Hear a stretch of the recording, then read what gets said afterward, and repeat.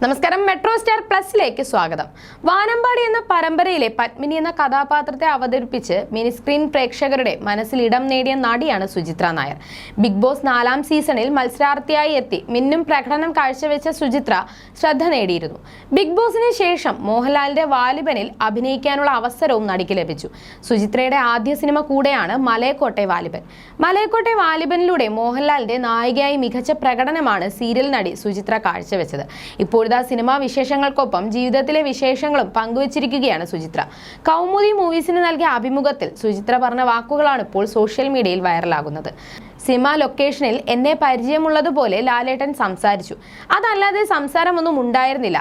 Big ബോസിലൂടെ വന്ന് ഒന്നോ രണ്ടോ വാക്ക് സംസാരിച്ചിട്ട് പോയി എന്നല്ലാതെ ലാലേട്ടനുമായി കൂടുതൽ ബന്ധമൊന്നും ഉണ്ടായിരുന്നില്ല. എല്ലാവരും കരുതിയിരിക്കുന്നത് ലാലേട്ടനാണ് എന്നെ വാലിബനിലേക്ക് വിളിച്ചതെന്നാണ്. സത്യത്തിൽ അങ്ങനെയല്ല. ലിജോ സാർ ആണ് എന്നെ വിളിക്കുന്നത്. അദ്ദേഹം ബിഗ് ബോസ് കാണുമായിരുന്നു. ടിനു പാപ്പച്ചനും ഒരു അഭിമുഖത്തിൽ പറഞ്ഞിരുന്നു, ലിജോ സാർ ബിഗ് ബോസ് കണ്ടിരുന്നു. അതിനുശേഷം നമ്മുടെ കഥാപാത്രത്തിന് ഈ കുട്ടി എങ്ങനെ ഉണ്ടാകുമെന്ന് ടിനുചേട്ടനെ വിളിച്ച് ചോദിച്ചിരുന്നു. മാതങ്കി എന്നാണ് എൻ്റെ കഥാപാത്രത്തിൻ്റെ പേര്. ഞാൻ ആ വേഷത്തിന് ചേരുമെന്ന് തോന്നിയിട്ടാണ് എന്നെ വിളിക്കുന്നത്. ബിഗ് ബോസിൽ നിന്നുണ്ടായ വലിയ ഗുണങ്ങളിൽ ഒന്നാണിത്. അടുത്ത ബിഗ് ബോസ് വരാൻ പോവുകയാണ്. അതിലേക്ക് പോകുന്ന മത്സരാർത്ഥികളോട് എനിക്ക് പറയാനുള്ളതും ഇതാണ്. ലിജു സാറൊക്കെ ഷോ കാണുന്നുണ്ട്. നിങ്ങളും അദ്ദേഹത്തിൻ്റെ കണ്ണിൽ പോയി പെടും. ഞങ്ങളുടെ സീസണിൽ നിന്നാണോ എന്ന് അറിയില്ല. ഒരാൾക്ക് കൂടി അവസരം വെച്ചിട്ടുണ്ടെന്നാണ് സാർ പറയുന്നത്. മുൻപ് സിനിമയിൽ നിന്നും അവസരം വന്നിരുന്നു. ഇങ്ങോട്ട് വിളിച്ചിട്ട് കഥാപാത്രമുണ്ടെന്ന് പറഞ്ഞതാണ്. എന്നിട്ട് കുറച്ച് കഴിഞ്ഞപ്പോൾ അത് പറ്റില്ലെന്നും പറഞ്ഞു. കാരണം സീരിയലിലൂടെ വളരെ ശ്രദ്ധിക്കപ്പെട്ടു പോയി. കുറച്ചു കാലം കഴിഞ്ഞാൽ ആ പേര് മാറും, എന്നിട്ട് നോക്കാമെന്നൊക്കെയാണ് അവർ കാരണമായി പറഞ്ഞത്. സീരിയലിൽ നിന്നും ഞാൻ പൂർണ്ണമായും പിന്മാറിയതല്ല, കുറച്ചു കാലത്തേക്ക് മാറി നിൽക്കുന്നു എന്നേ പറഞ്ഞിട്ടുള്ളൂ.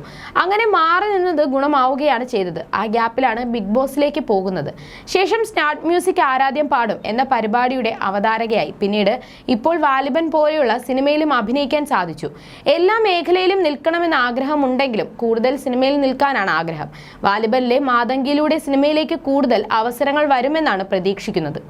മംഗളം മനോരമ വാരികകളിലെ പെൺകുട്ടികളെ പോലെ ഉണ്ടെന്നാണ് എന്നെക്കുറിച്ച് കൂടുതൽ വരുന്ന കമന്റുകളിലുള്ളത്. എന്നെ കളിയാക്കാൻ വേണ്ടി ഓരോരുത്തരും പറയുന്നതാണത്. സത്യത്തിൽ എൻ്റെ ഹൈറ്റും സൈസും വെച്ചിട്ട് മറ്റുള്ളവരിൽ നിന്നും വേറിട്ട് നിൽക്കുന്നയാളാണ്.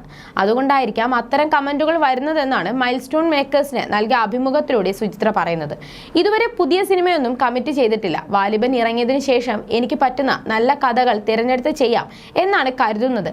എന്തായാലും മലയാളത്തിൽ കുറച്ച് നല്ല സിനിമകൾ ചെയ്യണം എന്നാണ് ആഗ്രഹം, സുചിത്ര പറയുന്നു.